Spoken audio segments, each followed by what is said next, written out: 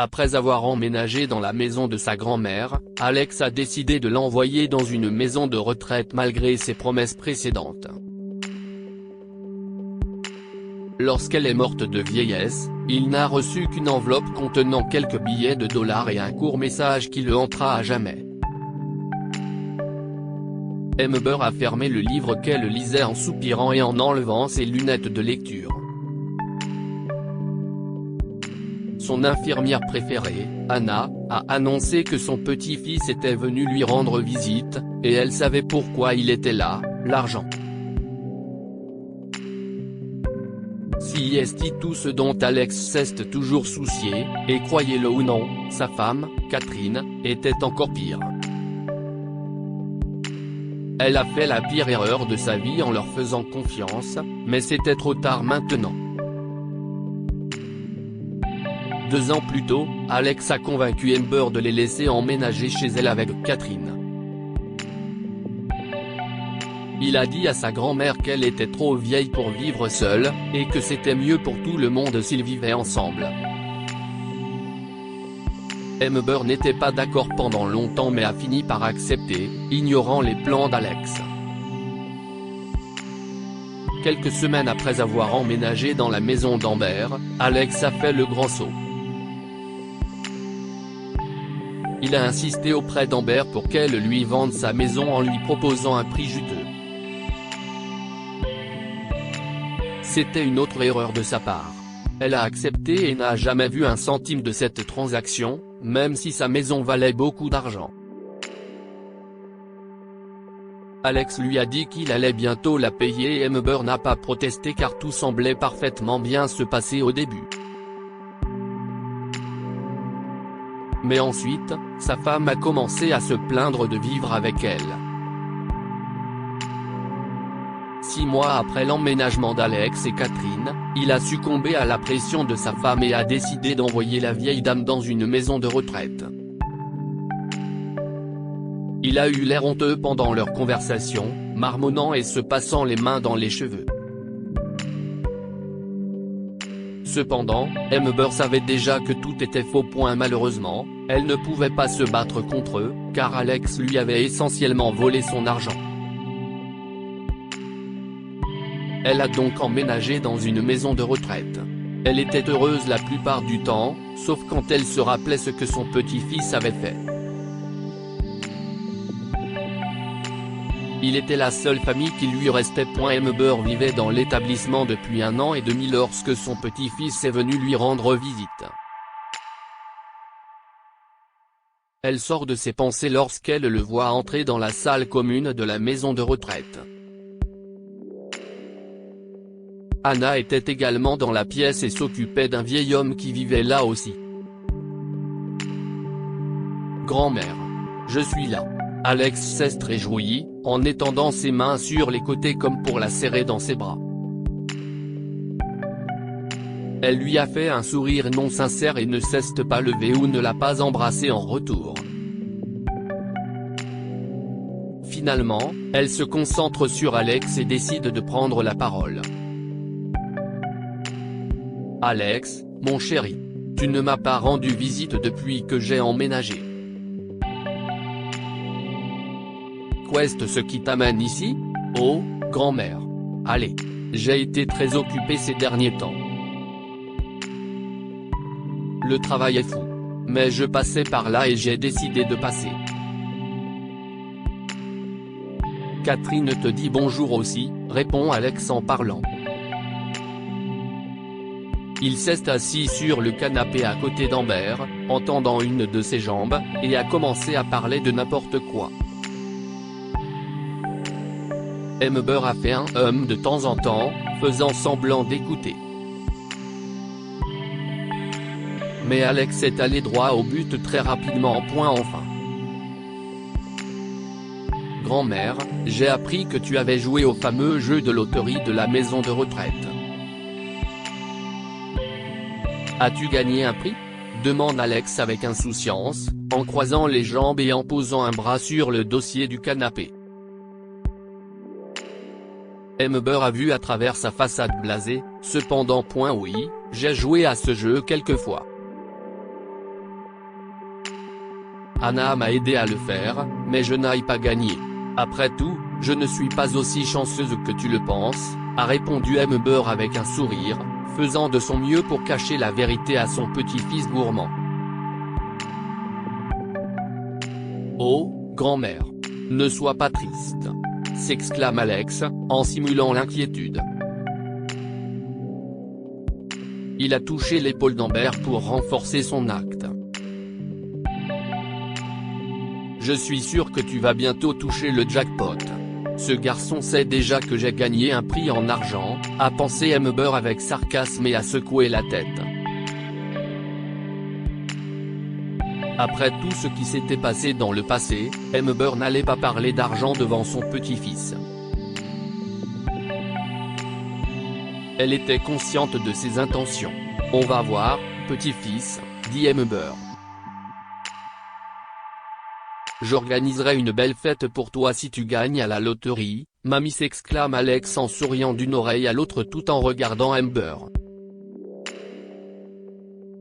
Si est très gentil de ta part, Alex. Mais je ne pense pas que je voudrais faire la fête sans Anna. Elle est la seule à Ryder, dit Amber en regardant l'infirmière, qui était toujours avec l'autre résident senior. D'accord. Alors j'organiserai une fête dans cette maison de retraite pour célébrer ta victoire, dit Alex en se levant du canapé. Bon, je dois y aller maintenant, mais je promets de passer plus souvent. Tu peux nous appeler aussi, dit Alex avant de saluer maladroitement Anna et de quitter la pièce. Quand il est parti, Amber a laissé échapper un filet d'air et s'est calmée. Elle pensait qu'Alex allait attraper son mensonge. Soudain, Anna s'est précipitée vers elle. Qu'est-ce ce qu'il a dit ? Demande curieusement l'infirmière en s'asseyant à côté d'elle. La femme âgée avait auparavant dit à Anna qu'elle se doutait que son petit-fils viendrait dès qu'il découvrirait qu'elle avait gagné à la loterie. Mais la gentille infirmière ne l'avait pas cru à l'époque. Il a demandé le prix de la loterie, d'accord. Mais j'ai refusé de lui donner des détails ou de parler d'argent. Je pense qu'il sait que j'ai gagné le prix, mais je ne sais pas comment il l'a découvert. Je parie qu'il va revenir bientôt, a affirmé Amber. Waouh, je ne peux pas croire qu'il soit venu. Si est dingue, murmure Anna, en se reposant une seconde sur le canapé avant de se lever et de continuer son travail. Bien qu'elle travaille à la maison de retraite, Anna est devenue la seule amie d'Amber. Maintenant, la femme âgée la considère comme sa seule famille. Elle a donc pris une décision importante après avoir gagné à la loterie. Comme elle l'avait prévu, son petit-fils lui a rendu visite plusieurs fois au cours des mois suivants et n'a parlé de l'argent qu'une seule fois. Amber a fait semblant de ne pas comprendre parce qu'il protégeait toutes ses économies. À l'époque, Alex a hoché la tête d'un air inquiet et a immédiatement changé de sujet. Au bout d'un certain temps, Amber tombe malade et Alex cesse de lui rendre visite, persuadé qu'il héritera de l'argent de la loterie après sa mort. Mais il a eu une surprise lorsque l'avocat d'Amber s'est présenté à sa porte 2 semaines après sa mort. Bonjour. Je suis l'avocat de votre grand-mère. Après avoir lu son testament, j'ai décidé de vous remettre personnellement cette lettre. Mes condoléances, au passage. C'était une femme exceptionnelle, a dit l'avocat en remettant à Alex une petite enveloppe. Oh, merci, a répondu Alex en prenant l'enveloppe.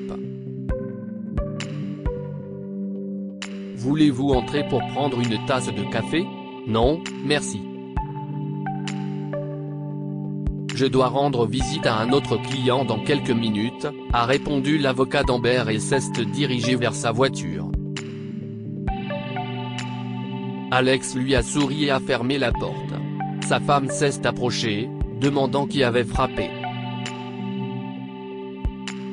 C'était l'avocat de grand-mère. Il m'a donné cette lettre de grand-mère. Une lettre de ta grand-mère ? Je suis sûr que si est au sujet de la fortune qu'elle t'a laissée. Je veux d'autres vacances comme celles qu'on a prises après avoir eu sa maison. Mais cette fois, allons aux Fidji ou quelque chose d'autre, a suggéré Catherine, qui a bougé ses épaules avec joie à l'idée d'avoir de l'argent. Oui, bien. Lisons d'abord ça, a répondu Alex en ouvrant l'enveloppe. Il y avait quelques billets de banque à l'intérieur, et Alex les a regardés en fronçant les sourcils. Il s'est concentré sur la lettre et a commencé à lire. Cher Alex, je sais que tu sais que j'ai gagné des milliers de dollars à la loterie. Mais devine quoi ? J'en ai donné la plupart à Anna. J'en ai gardé un peu pour mes dépenses, et ces billets de 1 dollar sont tout ce qui reste. Si est tout ton héritage, mon garçon. J'espère que tu t'achèteras une conscience avec ça. Bonne chance. Alex s'est assis sur le canapé de son salon après avoir lu le court message. Il s'est passé une main sur le visage, pour enlever un peu de sueur. Puis il a laissé échapper un cri de frustration. Heureusement, Anna a fait ses valises et a déménagé avant qu'Alex et Catherine ne trouvent son adresse. Au final, son petit-fils a vécu une vie misérable avec sa femme, qui ne se souciait que d'argent et de confort. Que pouvons-nous apprendre de cette histoire ? Tous les membres de la famille ne sont pas forcément dans votre intérêt. Nous voulons croire que notre famille nous aime et nous protège, mais ce n'est pas toujours le cas. Amber l'a appris à ses dépens. La vengeance est un plat qui se mange froid.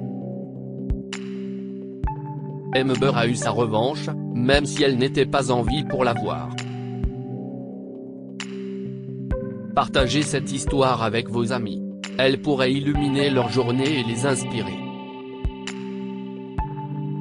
Si vous avez aimé cette histoire, vous aimerez peut-être celle d'une femme qui a dit à son fils d'annuler son mariage dès qu'elle a vu le père de la mariée. Cette histoire est inspirée par l'histoire d'un de nos lecteurs et écrite par un rédacteur professionnel. Toute ressemblance avec de véritables noms ou lieux est une pure coïncidence. Toutes les images sont utilisées uniquement à des fins d'illustration. Partagez votre histoire avec nous. Elle changera peut-être la vie de quelqu'un. Si vous souhaitez partager votre histoire, envoyez-nous un mail à info@amomama. Abonnez-vous à Amomama sur Google News.